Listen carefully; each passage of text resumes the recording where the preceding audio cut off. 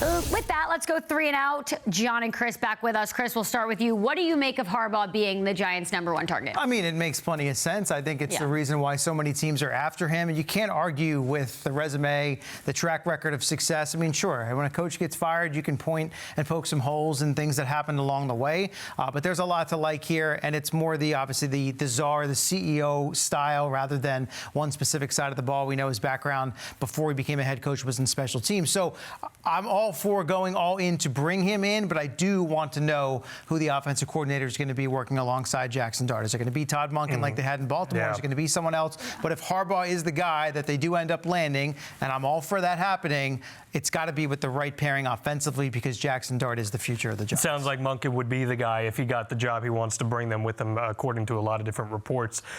He's a legacy guy. He's a big name. It's amazing how quickly things can change in a week, huh? We're talking about Vance Joseph last week, and now here we are. We're talking about some of the biggest names in all the league. He's an institution of the NFL over the last 2 decades. The track record for success is there. The stability, which is the #1 thing that this Giants franchise needs more than anything else. He's got that in his resume as well. It's a matter of will the Giants front office be willing to give him the leeway to run the ship as he would like to.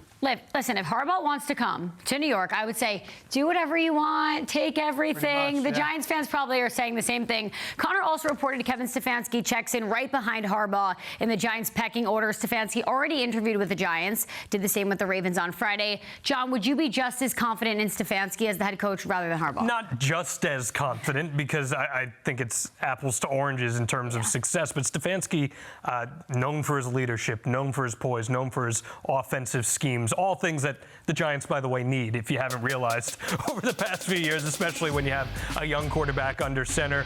This is someone who his franchise didn't really give him a lot to work with the last few years. And naturally, you're going to have some regression in your record. You're not going to be able to accomplish the things that your mind may be able to accomplish. So if the Giants did end up with Stefanski, I think that would be a really strong hire.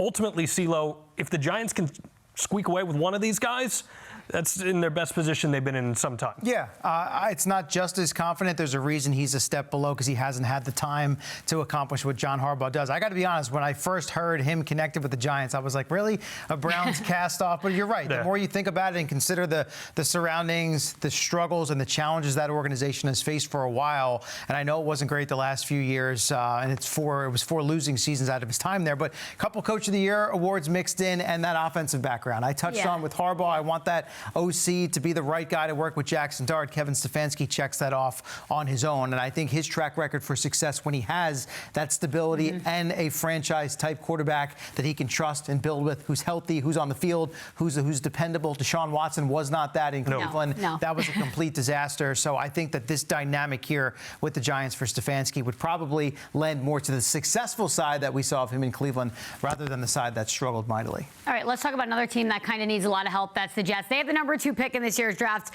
Clearly in the market for a quarterback, the top 2 prospects, Fernando Mendoza and Dante, met in the Peach Bowl Friday night. Mendoza looked solid. Moore didn't. CeeLo, what does that mean for the Jets? You see these numbers here. I mean, look, very different. The impact could be in multiple ways here. Number one, we don't know for sure that Dante Moore's coming out of school and that he's going to enter the draft. If he does, there's obviously been folks publicly telling him, maybe don't do that because you want to steer clear of the Jets. That's one angle. Number 2 is this performance obviously doesn't exactly boost his draft stock. You know, you have to wait and see what happens at the Combine, Pro Days, if he was to come out and declare for the NFL draft. But as usual with the Jets, when it comes to the quarterback position, it's not a clear and obvious situation for them. It's complicated. It's always complicated. And they're in a position again where you almost feel like they may have to force something, and that's not the spot you want to be in. Or they're left with the much less appealing number 2 option, similar to the Trevor Lawrence, Zach Wilson dynamic.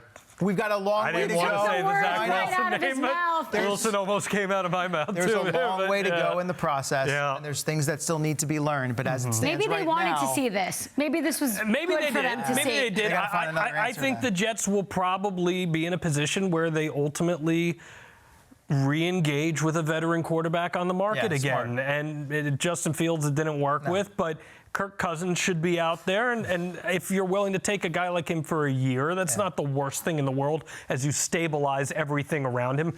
Marcus Mariota could be out there. These aren't sexy options. These aren't exciting, but they are something that will give you some degree of foundation to at least improve in other areas, improve the culture, improve the coaching, and see what happens next year.